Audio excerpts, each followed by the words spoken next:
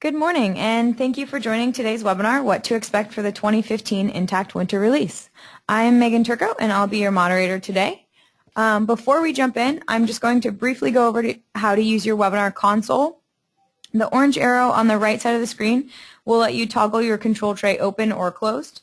And at the bottom of the control tray, you'll see a chat window. Feel free to submit your questions at any time throughout the webinar via that function. Also on your GoToWebinar console, you should see an area for audio settings. If you're calling in through your telephone, please make sure you're using the Use Telephone option. And if you're calling in or listening in using your computer speakers, please select the Mic and Speakers option instead. Additionally, I would like to note that today's webinar is being recorded, and we will be sending out the slides and the recording of the webinar to everyone within the next few days after the webinar is done. So definitely keep an eye out for that email if you would like to share with any colleagues or view the webinar after. And now I'll introduce today's presenters. First we have Scott Schimberg, who is a partner in charge of our Intacct practice here at Armanino. He's been a certified management accountant and CPA for years and has a mixture of industry experience, including positions as an assistant controller, and VP of finance. He also has more than 13 years of consulting experience where he's focused on implementing ERP systems. We also have Greg Block with us today, who has served as the CFO for middle market companies. He successfully helped businesses achieve growth objectives as well as manage mergers and acquisitions. He's been involved in implementing software solutions throughout his entire career and has been implementing software as a consultant for many years. And he's also a part of our Intacct practice. And our final presenter today is Teresa Brown, who is the partner in charge of our client management team. In the past, Teresa has led the Armanino Dynamics GP practice, and she has been a controller and accountant manager, and her experience spans about 15 years in the private industry, mainly in retail and wholesale.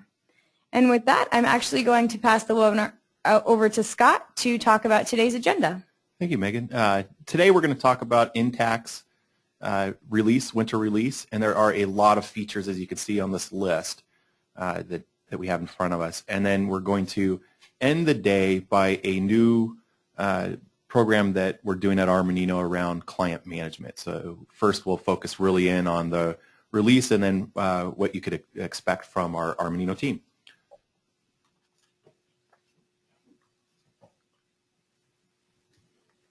All right, thanks, Scott. First, we're going to be looking at the new AR and AP screen layouts. Intacct has made a significant improvement and enhancement in the AR and AP area. For those of you that have been using order entry or purchasing, you'll find that these screens are very similar in features, but they've gone and added additional things above and beyond that. And so it's the idea behind it is trying to make information available in the header record at a glance for you, and also making the ease of use better and creating some other fields that are populating data to be easily seen. So a couple call-outs here. There's the printed check information. It's showing whether the bill's been paid in full. You can also see if there's been multiple payments. You can also see that if there's been partially paid. So there's a header record where it's on the transactions, so to be able to see that type of information at a glance. They've also revised the bills and invoices to indicate whether there's been a reversal that has occurred. You can see the overall vendor balance. They've also made an ability to pay directly from within the bill. Please note that if you're using multi-currency, this feature is not available from within the bill itself. This is the part that's very similar to what's in order entry. So for those that have used order entry and purchasing before, you now have the more actions type capabilities, and the edit entry layouts is one of the features that is very beneficial, so that you have the ability to go in and move things around. They've now created the ability to do show defaults, and then you can put defaults in and easily apply those defaults to the multiple line items. And then this is getting at a very consistent look and feel so that individuals, if they're moving back and forth between purchasing and AP or from order entry and AR, are having a very common user experience. And so this is just showing in a little more detail the information about the entries, where you can click to see the details of the dimensions that you've exposed. Also in the AR area, there's also fields available for revenue recognition if you've elected to use revenue recognition in your Intacct. And this is just another example of the dimension information, and again, consistent where they're breaking out the dimensions and the allocation splits so that you can easily see those.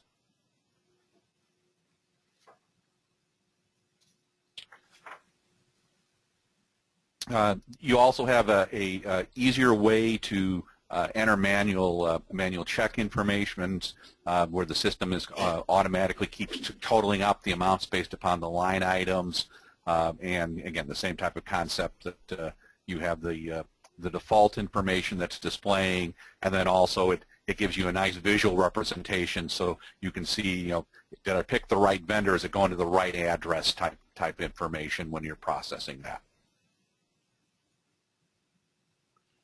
And they've also made some information available so that it helps display a void information. There's a void icon for you.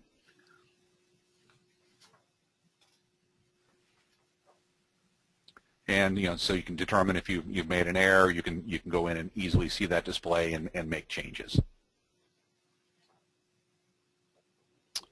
And we also, when you're making deposits, it's also allowing you now to see the bill to and the ship to information.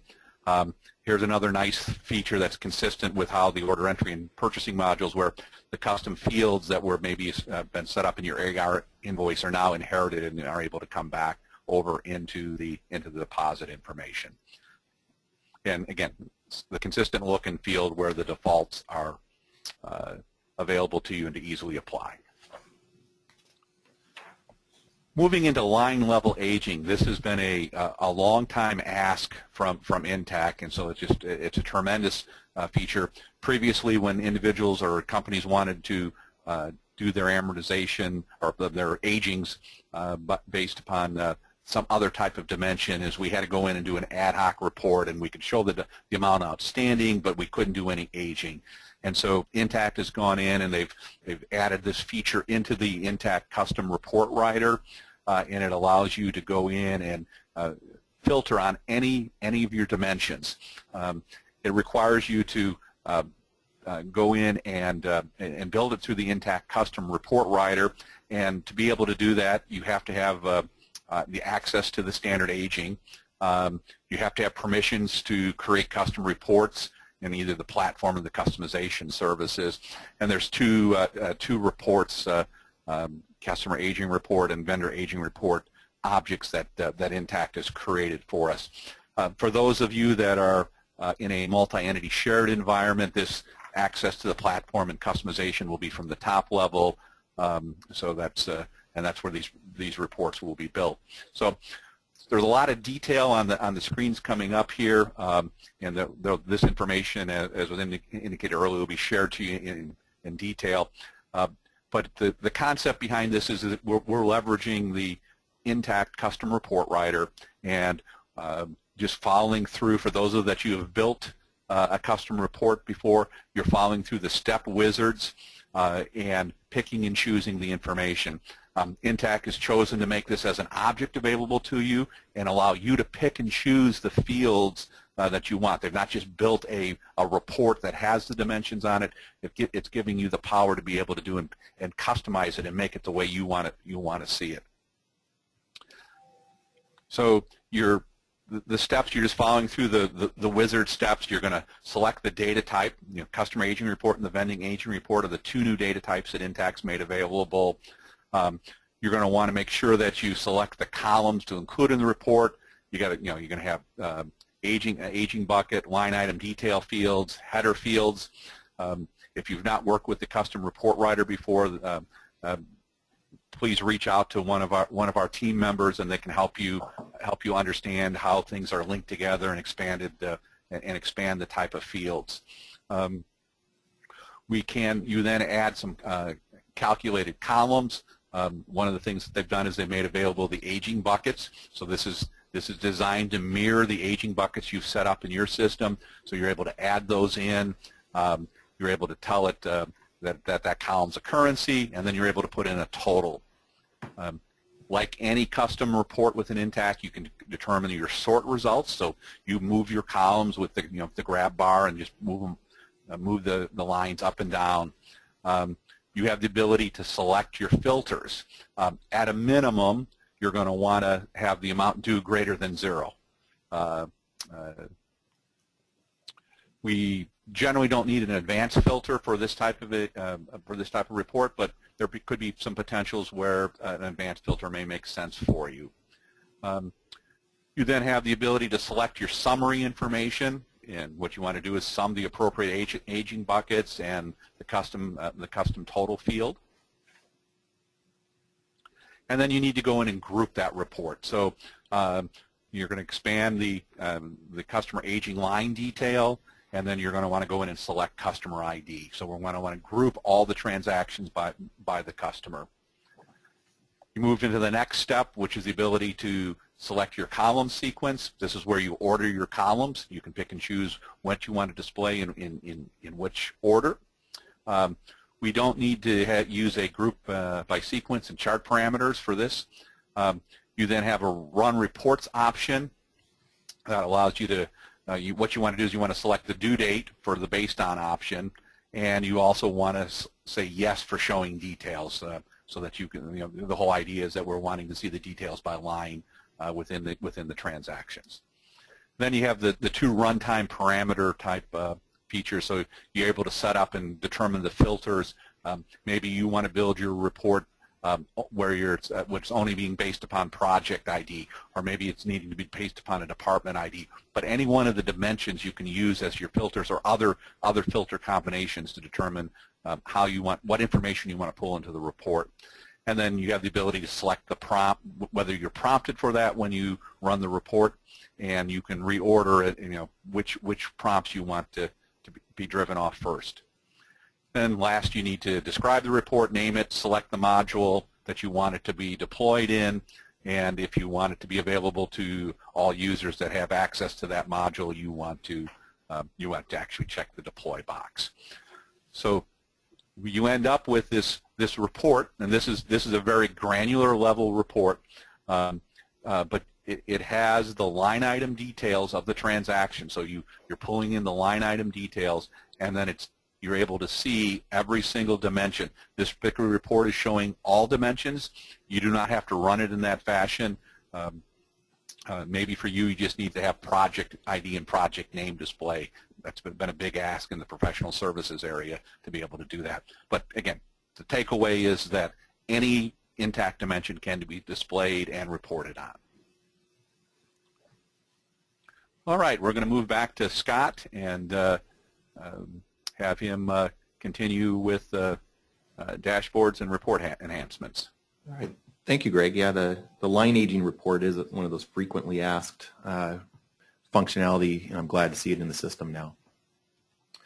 Kind of moving on into the reporting area, we've talked about in the past having conditional highlighting or color scale type concept. The new piece of it is a Sparkline, and think of a Sparkline as a trend or directional trend of activity from a dimensional reporting piece of it. So in the example here, it's looking at the customers and looking at their sales activity that's going on for those customers and the trend of that, maybe by month or reporting period that you're doing on the report. Very useful to give that directional concept of what's going on with the individual customers or activity, vendor spend. You can think of it along in those lines, and just really giving that focus of where do you need to draw your attention.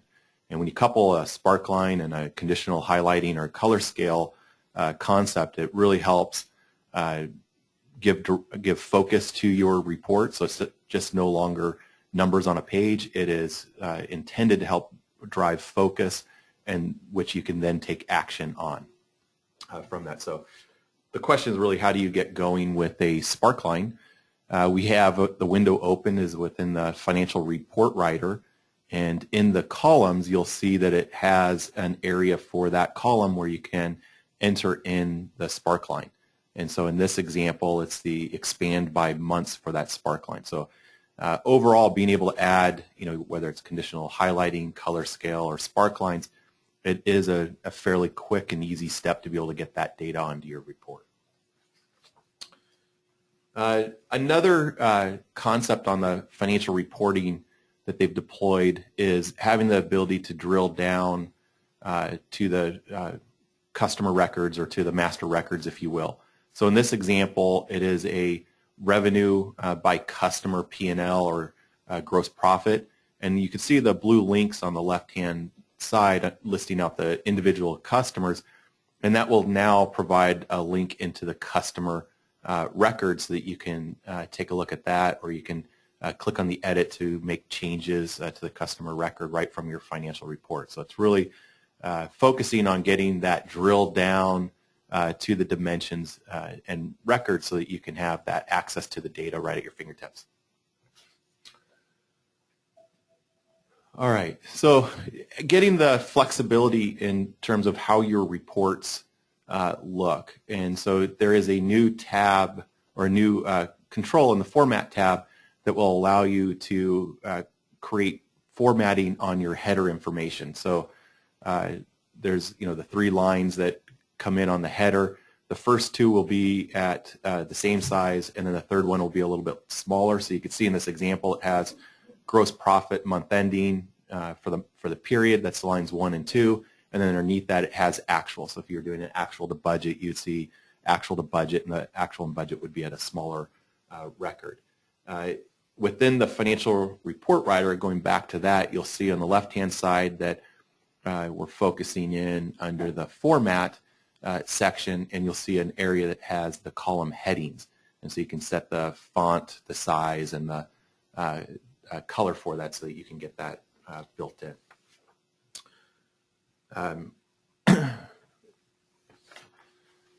So for another functionality in the reporting is having drill downs on intercompany transactions. So for example, really understanding the due to, due from, and the source transactions as it crosses over from one transaction to the next. In this case, we have the journal entry that's being created that has the inter-entity amount, the credit or the payable portion of that. And when you drill into that, it opens up the activity where it shows the posted payment, so that you can drill down and look at the activity of that individual payment. And then if you went further down, and it's small and hard to read on the slide, but if you go down under the posted payments all the way down into the lower left-hand corner, you could get into the invoice detail where it says view details at the far left corner of it. So it really is enabling that ease of use of getting to that data by being able to do that drill down. All right, something that's been another very frequent request is, how do we customize our order entry email template so that it's more customized and a unique message from ourselves, from each company. So it's really set up that you can create a template, and so there's a email window for you to set up the templates. You'll assign the template to the transaction definition and within the order entry, so you can create transaction definitions, or create templates for each transaction definition, or each country or specific location, or each entity within your organization. And then you can utilize that template as part of your print email documents through the normal process that you're using today. So one thing just to look at is to get access to that email templates, you do need to be able to have access under the setup, so it would be under order entry setup. and you need to select that. If you're not seeing that, it's a permissions. You need to make sure you have permissions set up so that you can get access to setting up your templates. Once you're in the template and you're either modifying it, an existing one, or adding to it, you'll create the name up at the top. You'll define the addresses and information that you'd want in the recipient aspect. And then in the contents down below, that's where you can customize and build in your specific messaging of what you would like that to state and have it presented to your customers.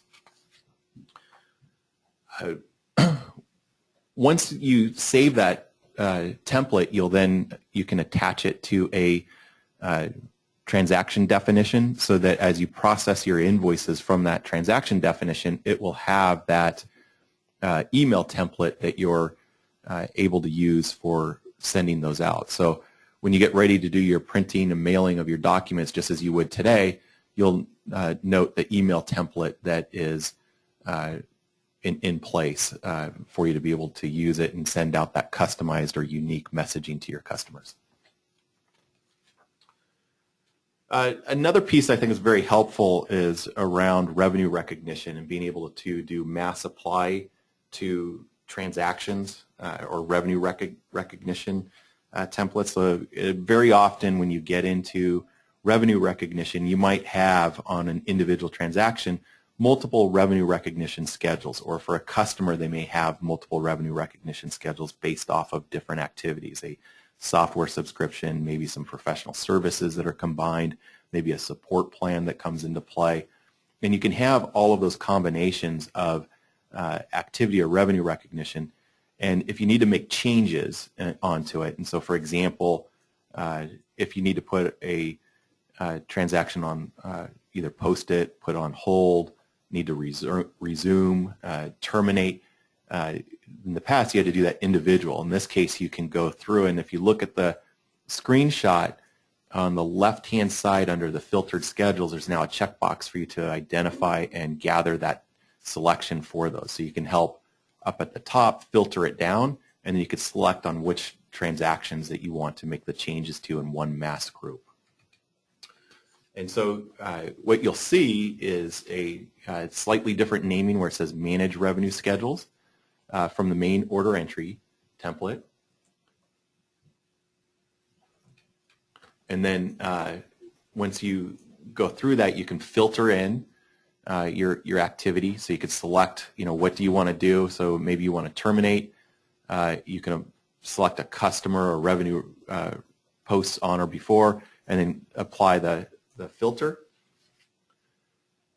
And then you could check box which ones that you want to actually have that, and then click on the submit up at the upper right hand corner. So in this case, this was set up to terminate all or part of the schedule, and then you can terminate that based off of clicking the terminate will be the submit. Another way to be able to access that same type of a filtered view on revenue schedules is right from the order entry transaction. So in this case, it's a list of the sales invoices. As you look over to the right-hand side, it has revenue schedules for that invoice that's been posted. So if you click into that link, you'll see that it filters it automatically for that customer, and it'll show the different invoices and transactions that have been set up for that customer, so that you can now make the changes to them. Another piece of it on dimension relationships and how those get extended. When we look at the dimensions, in this case we're looking at general ledger, and being able to, every time we have an account number of 4,000, we want that to be with a location automatically posted to the GL account. So think of it in ways of just really helping ensure that you have good quality of data entry. So you can have an account number 4,000, and every time that gets posted, it'll always hit the corporate account or location, so that your dimensions start getting managed out and posted appropriately. Saves data entry, but also ensures accuracy and quality of reporting that comes into play. So how do you use it? A couple things that you need in order to have that dimension relationship is to have platform services deployed. You'll go into platform services, select the objects in the list, and what you'll select is the general ledger. So you can see the highlighted area where it says GL account in there, and you'll go ahead and click on the edit button that comes into play. And a couple things just to note that's in there is, GL account is treated as a dimension, and autofills, that's always enabled. It does not work with account labels. So if you're using account labels in either AR or AP type concepts or expense types in the order entry purchase order process. So it's really tying it into the general ledger account, not necessarily the account label. So that's just a call out to make sure you're aware before going in and looking to set this up. But once you go in and set it up, there's a couple options that come into play. And the big call out is on the GL dimension, and you have it autofill the objects. You have an option in there to allow someone to override the autofilled object. And what can happen off of that is we have the default. So for example, that we had before where it's account 4000 and we wanted it to go to the corporate account, that could be the default. You can enable it to override. The caution on that is that it starts to deteriorate in terms of quality, that if someone were to choose or override the wrong dimension, that could create some grief in terms of reporting. In some cases, though, or the business case does warrant for that to be there, so just be aware that that is an option that comes into play. You'll then set up and choose for a relationship, and so when you click on it, it'll trigger in the new relationship that comes in. And the important part is once you drill into that is to really define the different relationships that can come into play. You can have a one-to-one, you could have a one-to-many, a many-to-one, and a many-to-many type relationship. In this case, it's many GL accounts to one location. So for example, we want to be able to have a full P&L off of a location, so we do need to make sure that we can have many GL accounts to the one location. You'll go in and you do need to make one additional change, and that is to make sure that it's set up on the account master record so that you can get that set into the display. So for example, when you're looking at the account master record where it says which default GL accounts and dimensions do you need, down at the bottom you'll see that it'll have the actual location that you select. So that is just adding that view into it, so make sure you get that step put into place. And here's that example where you have the account number, and then you can put in the location down, the default location down at the bottom of that item, and that's adding that view into it. That comes in, and just as a call out, there are some older screens such as the budgets where the users can override the related dimensions. From that, so just be aware of that piece of it. It's a minor note, but just be aware. And back to Greg on project and expense reporting.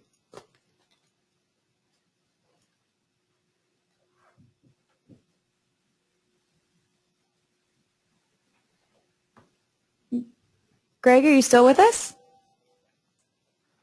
Helps if I take myself off mute, so sorry about that. Sorry about that. Thanks, Greg. Project and expense reporting, there have been a number of features that Intacct has added, and we're going to walk through and talk about these. A first step of being able to add reimbursable employee expenses, document attachments, changing the labels. There's some options, additional options for the pre-bill report, and there's capabilities for posting project revenue, and then some new options on timesheet notes. So let's take a look at each one of these features. So we now have the ability, when an employee uses a company credit card, you have the ability to have a checkbox and control that they're updating it and putting it on their expense report, so you're getting the distribution information, the coding to the general ledger and the other dimensions that you need, but not having a need to reimburse the employee for that, because that's going to be coming on a company credit card. And so there's a new object that allows you to do the expense payment types, and you can set up certain types of separate tracking for these payment types, and you can specifically create an offset account, and that offset account can be helpful when you're actually looking to reconcile the actual credit card charges that have come in on a statement. So you're going in and you have to set up this expense type. You have to mark it as being non-reimbursable, and then you need to pick the offset account, and we'll talk a little bit about that as we go through here. And then on the expense entries, they're simply selecting that expense type. It's another expense type, but there's now a flag that's saying it's non-reimbursable, and then you can easily create the reports to do that. So one of the things that this does not do, that non-reimbursable expenses, while it makes the expense entry for you and creates the credit to the offset, it does not actually queue that transaction up for payment purposes. So what you can do is that you can either import in that credit card statement through cash management or through accounts payable, and then you can have it just all those coded to that offset account, and when you're reconciling, you're looking to make sure that you bring that offset account to zero.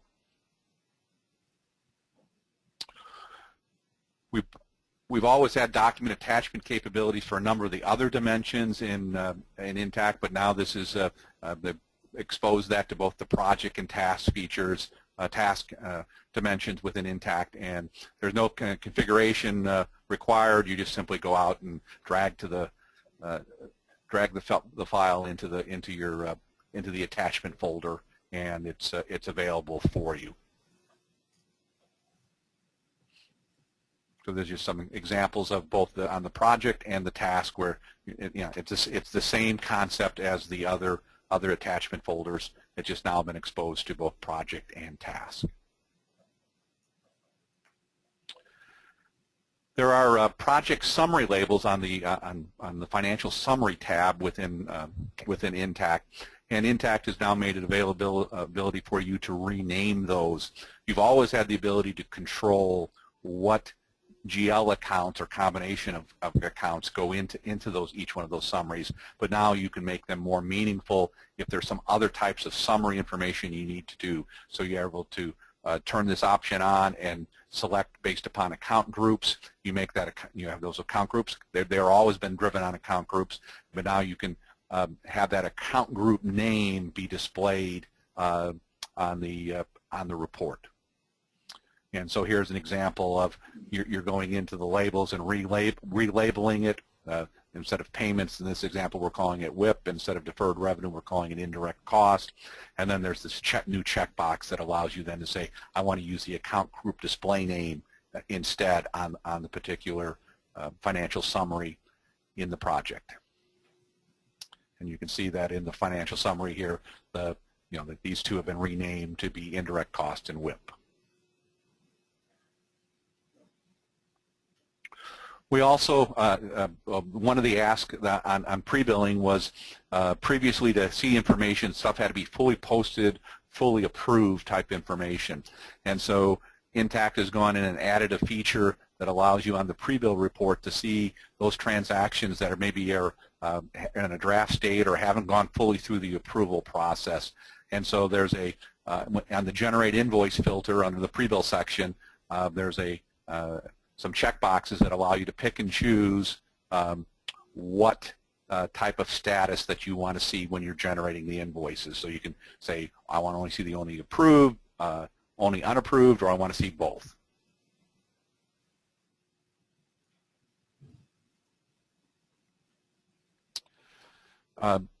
We have several clients that have had, they've been using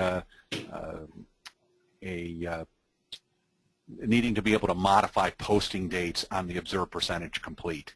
Previously, when you used an observed percentage complete, you usually didn't know that information until the following month, and everything's posting in, and when you go to post it, it's posting it on the following month, and you wanted it to be posted at the end of the previous month. So you would post it, and you would have to go into a journal entry and make the change. So now you have the ability to go in and make that change and be able to change it back to that other date. The recommendation is that you go, when you're going in and editing the schedule, that you go in and post that immediately. So you're in your revenue recognition schedule, you've gone in to edit it, and when you click on the edit button, the posting date was always there and displayed before. Previously it was not editable, so now you have to be able to go in and click and edit this date and make it post at the end of the month instead of that the time that you were actually doing the close for that previous month.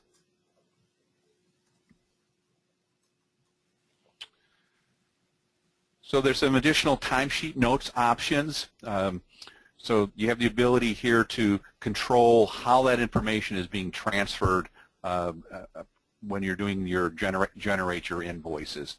And so we can have the ability to require notes, and you also have the ability to choose which one comes first, and you have the ability to be able to choose that. Previously, when you required notes, it was a require notes for everything. Now you can go in and make it optional that maybe you only need notes on non-billable line items, or vice versa, or whatever the combination is that you're looking for. And then we can also have the notes appear at first in the pop-up cell, so that so it doesn't confuse them with the timesheet description. We also have some capabilities that we can do things with smart rules for you. So if this still doesn't meet your needs, there are some additional smart rule capabilities that we can build out. But when you're in the configure project object, there's some additional timesheet rules that you need to go into, and you can see that there's require notes, and is it only for is it for all line items, only for billable, and determine where you want to show it, whether you want to show it first or not. And then, like I said, there's the two fields, notes and descriptions. We've built a number of smart event rules, smart rules for individuals that want to see descriptions required, and we can also do that for you. Not a configurable option within Intacct, but it is available, and you can reach out to us if that's something that you're interested in adding to your Intacct installation. We have a number of additional enhancements, as Scott mentioned earlier. This was a very large release from Intacct, so we've not put together a number of detailed screenshots. Information is available from the home page within Intacct. There's also information available on through your customer portal, and also from some of the help screens. But some of these additional features that now have been made available is we now have the ability to do recurring journals in multi-books. So that's the multi-books are the taxes, the gap, or the user-defined books. Previously, we could only do recurring journal entries in your accrual book. So this is an ability to do that and keep those things in sync.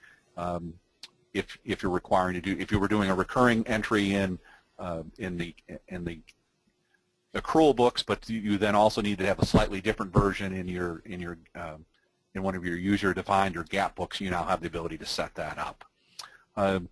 In the recurring transactions for AP and AR, there now is an option when you go into that schedule that you can go in and suspend the schedule, and then you're able to go in and resume the schedule. When you're doing your bank reconciliation, so when you're in the cash management, your bank reconciliation module, there now is an option available so that you can actually report that cash management reconciliation to Excel or a CSV or PDF, and this will allow you then to multi-purpose that type of information and use the power of those other tools, perhaps to analyze the data or sort it or do other types of lookups against that data. Within the custom report writer, Intacct has now added adjustments as a payment method in the report. So it's just another feature that they've made available in the custom report writer. They've exposed another object. The ability to update draft journal entries. So previously, a draft journal entry couldn't have some type of trail of updates and changes. now that's an option that you have the ability to go in and do. The payment and reimbursements, you now have the ability to, if you have payment approvals on AP set up, or payment approvals for reimbursements for expense reports, you now have the ability to approve them from the list with enhancements. Previously, if you wanted to put comments in, you needed to drill back into the detail, and now that information has been exposed on the list page for you. Again, an ease of use type concept to make it easier to process, and without reducing the number of clicks, and without having to drill back into the details if you didn't need to. Intacct has now made a record URL available, and this is any of the transactions now have that. There's a specific URL that's been assigned to them, and you have the ability now to potentially share these URLs, or to share that information through other applications.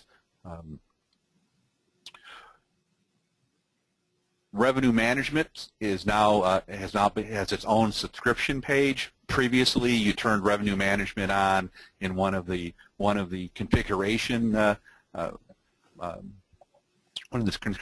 screens, like an order entry, and we've had some people that have accidentally turned it on and not realizing that they were going to incur an additional charge for that service.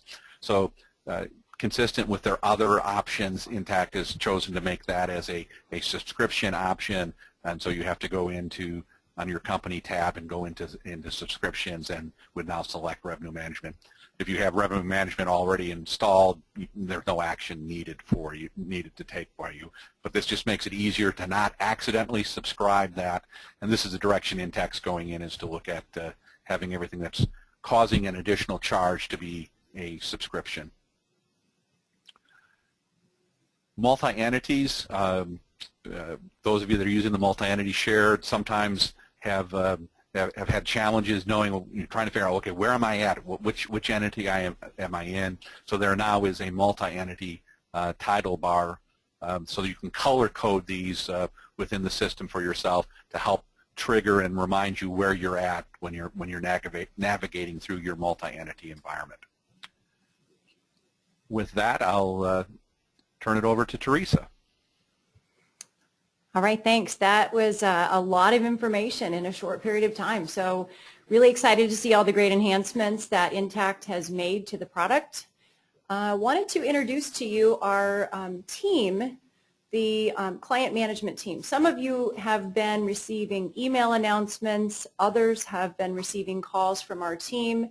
I wanted to just briefly describe what the client management team's purpose is and how we are here to help you. So typically a client will go through an implementation, and when they've been transitioned basically to support, so essentially the implementation is completed, you've gone through your reconciliations, your first month end, we'll be transitioning you now to the client care team or the client management team. And in doing that, we will introduce you to your client manager.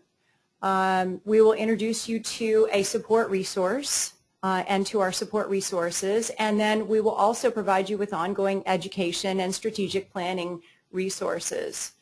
So the team consists of a few of us, actually. I'm leading up the client management team.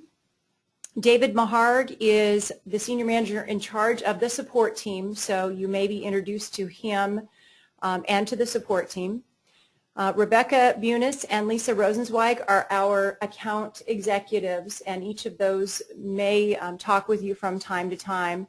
Basically, our goal is to strategize with you, to help you through solutions, and basically to be your single point of contact at Armanino. We certainly don't want to limit your ability to reach out to those wonderful consultants who did your implementation, but we do realize that they do have other projects that they're working on. We want to make sure that you get very timely turnaround on issues that you need resolved, additional projects you may need, and just general questions. So we're your single point of contact going forward.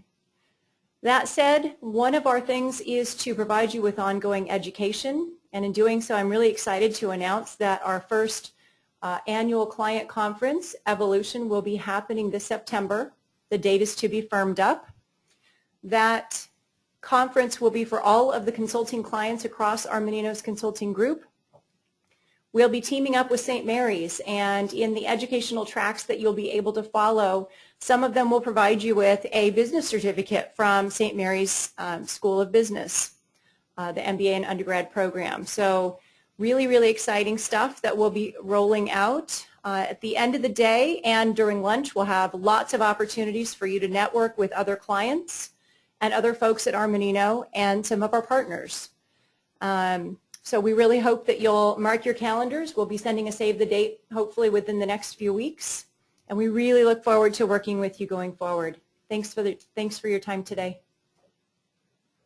Well, thank you, Scott, Greg, and Teresa. Those were all, that's a lot of great information, like Teresa mentioned, a lot of information in a very short period of time. So we appreciate everybody sticking with us today. We do have a few questions in our last few minutes here. Our first question is, what permissions do I need to use the customized email template feature? And it's coming from an admin in the Intacct system. Yeah, in order to set that up, you do need the permissions in order. If you go into the order entry permissions, and you'll be able to see you need to get that add-in of the email templates to get that functionality set up in there. And that will allow you to make the templates. You will also need to have access to modify the transaction definitions within the order entry. So you do need to have that password to be able to give you access into the transaction definitions. So you need those two components enabled for you. Thank you, Scott. Our next question is actually, on a mass apply, can I use it to mark as delivered?